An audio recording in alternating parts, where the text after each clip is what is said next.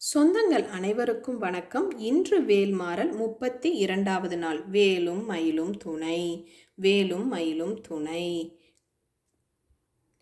வேலுண்டு வினையில்லை, மயிலுண்டு பயமில்லை, குகனுண்டு குறைவில்லை, கந்தனுண்டு கவலை இல்லை முருகா.